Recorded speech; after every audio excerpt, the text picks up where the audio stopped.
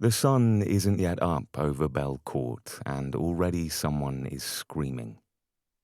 It's not, however, a familiar scream, and so Jacob ignores it. There's a select circle of people whose screams he knows intimately, and for surety of whose well-being he will sacrifice the sear on a pan of sausages to investigate a cry in the dark. But whoever's screaming through the uncertain light slipping into the narrow court is a stranger, and one who sounds more angry than frightened. Well, Jacob thinks, twirling the toasting fork so it catches the firelight, there's a great deal in the world to be angry about. If some stranger can't bear the trials of life without howling in the streets about it, that's none of his affair. He flips one of the sausages, a little early. Its exterior is beginning to toast, but is not yet fully browned. He settles into his chair, drawing his scarlet dressing gown back from where it slipped to expose his throat and the ridges of his collarbones.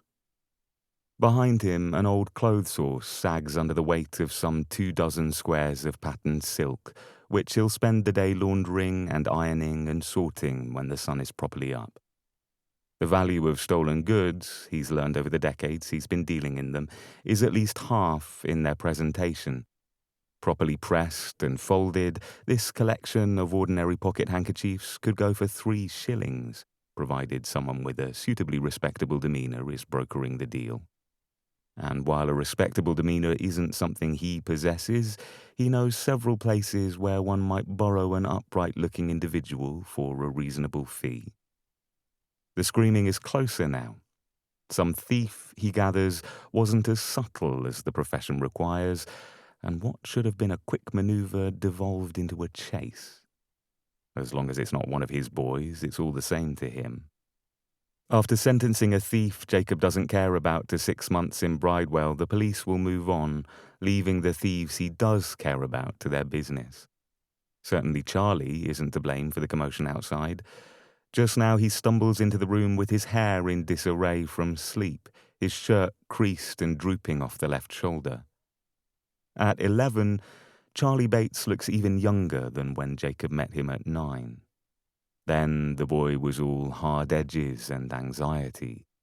But 2 years with a roof over his head and someone to cook him breakfast if he steals the raw materials have rekindled his childishness. It makes him a liability in their line of work, but Jacob can't bring himself to frighten the endearing brainlessness out of the boy. Charley sits cross-legged in front of the fire, eyeing the sausages with intent. Jacob kicks at him with the side of his slippered foot, like nudging a dog away from a roast. "Wait your turn, Charley." Charley scowls. "Dodger's not here. It's only me, and I don't see why I should wait." "Because you'll eat the lot of it, you shameless little tramp, and in this house those who work first eat first." "I'll work," Charley insists. "I'll expect it. You know I'm not in the habit of paying in advance." Flipping the second sausage reveals that he's waited the proper time. The poorly ventilated room begins to smell of toasted meat, and if that won't call Dodger in, Jacob isn't sure what will. He spears one of the sausages with the toasting fork and holds it out to Charley, who seizes it so eagerly he hardly seems to notice his burning fingertips.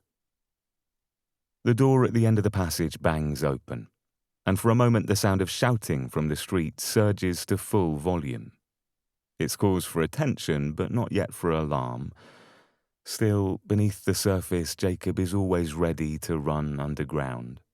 There are ways out of this house that no one knows about, not even the boys, and he intends to keep it that way.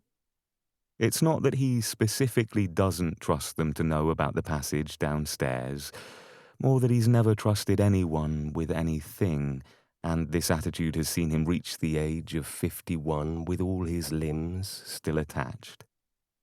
"You're late, my boy," he calls to the person he assumes is Dodger.